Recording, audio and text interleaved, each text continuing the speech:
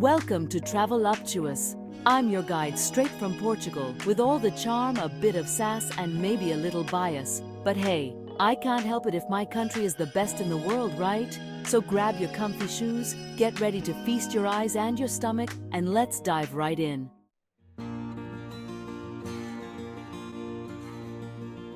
Lisbon. You've got to start with Lisbon, our capital city, like the beating heart of Portugal. And no, I don't just say that because I live here. It's got the hills, the old trams, the cobblestones. I swear, every corner has its own story. And if you listen closely, you can even hear them whispering in Portuguese. No, really. I mean, who needs a gym membership when you have Lisbon's hills, am I right? The neighborhoods here are like little worlds of their own. Alfama, that's the oldest one. Tiny streets, twisty-turny, where you can almost touch both sides with your arms stretched out. Good luck finding your way, but that's the fun part. And you'll hear fado echoing through the alleys, our soulful music that sounds like love and heartbreak had a baby. And if you don't know what fado is, oh honey, you're in for a treat. Just don't ask me to sing. I'll leave that to the professionals. You'll want comfy shoes for Lisbon, okay? We got hills, not like cute little slopes, but real calf-burning hills. But listen, every climb has its reward, like the pastel de nata at the top.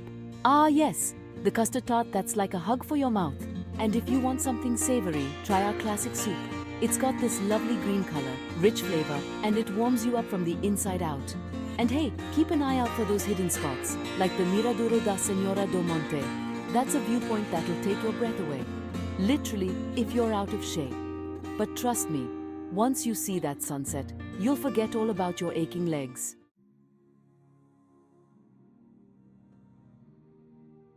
Now, let's head up north to Porto. Porto.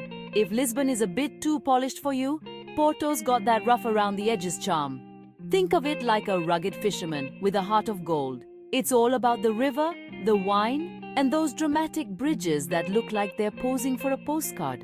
Why Porto, you ask? Well, apart from being home to the best port wine, which yes is named after the city, clever, right? It's got this magical vibe. Like, you walk through the Ribeira district by the river, and it feels like stepping back in time, but with Wi-Fi and better shoes. And don't miss Livraria Lello. It's this stunning bookstore where you can almost feel the literary genius seeping through the walls. Or maybe that's just the smell of coffee. I don't know, I'm not a scientist. When you're in Porto, look out for the azulejos. You know, those pretty blue tiles? They're on everything. It's like our version of wallpaper, but less tacky. And there's this train station, São Bento, covered in them. I'd say more, but, I'm supposed to keep the mystery alive or something. Right, boss? And the food. Oh, so much good food. We've got these lovely dishes that come in all shapes and sizes and flavors so bold, they'll make you want to sing, or cry, or both. Like, for example, okay, the script says, I can't give away too many details. Let's just say, it's a dish that'll surprise you pleasantly.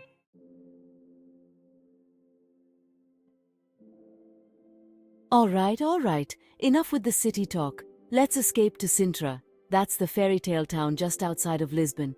You know those places you see in movies with castles and misty forests?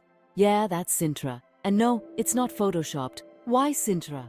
Oh, just for the palaces that look like someone took a paintbrush and went a bit mad. The Peña Palace. It's got more colors than a carnival.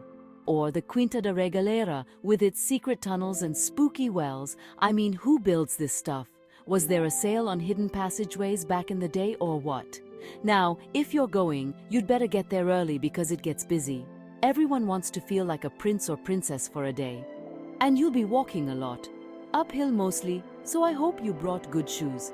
And if you didn't, well, you can always buy some there. Tourism. Always a solution for every problem. And please, don't just stare at the buildings. Take a moment. Look at the mist rolling over the hills. Smell the fresh air.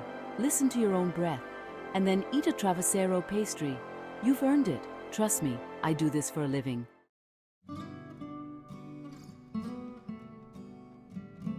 Next, we're off to the island of Madeira, the little green gem floating in the Atlantic, where the flowers bloom all year round. We call it the floating garden, but honestly, it's more like floating paradise. Why Madeira? Well, if you're a nature lover, this place will feel like you've died and gone to, well, Madeira. The lavadas, these old paths alongside irrigation channels, are perfect for a walk. You get to see everything: waterfalls, mountains, forests. And they're all free, which, let's be real, is the best price. Madeira is all about being outside. You can swim in natural pools, hike up mountains, or go for a ride on a wicker toboggan. What's that?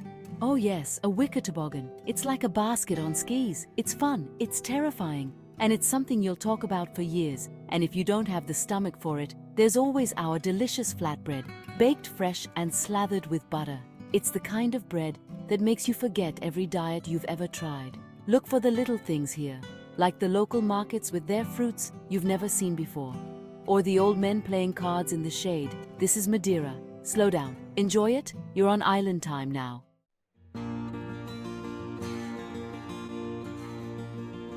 Okay, before we get to the last spot, let's talk about a few honorable mentions. Places you might not have heard of, but are worth a visit. Evora, a town in Alentejo with a Roman temple and a chapel made of bones. Yes, bones. Spooky, I know, perfect for Halloween.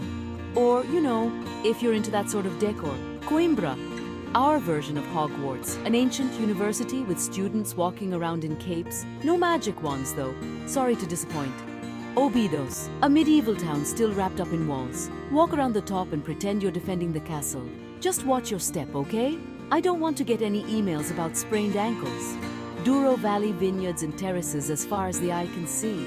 Even if you don't like wine, you'll love the view. And if you do like wine, well, welcome to paradise.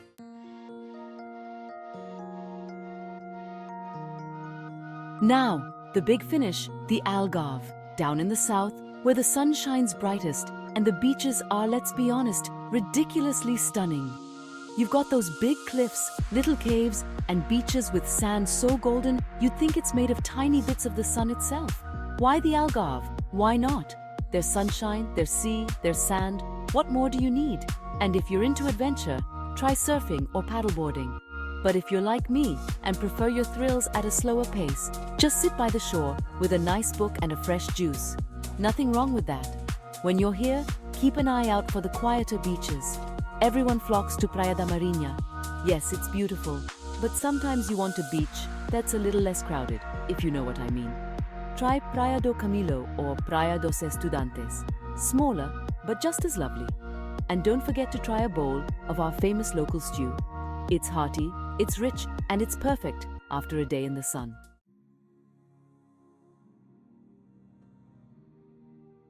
And that's it. That's Portugal in a nutshell. Or, you know, a very large nutshell.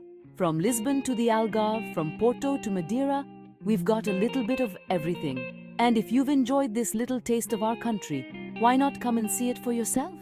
And hey, if you're planning a trip, check out the links in the description. You can support the channel, get some tips, and who knows, maybe we'll run into each other on a tram in Lisbon. Until next time, meus amigos, keep dreaming, keep exploring, and remember, there's always a little more of Portugal waiting to be discovered.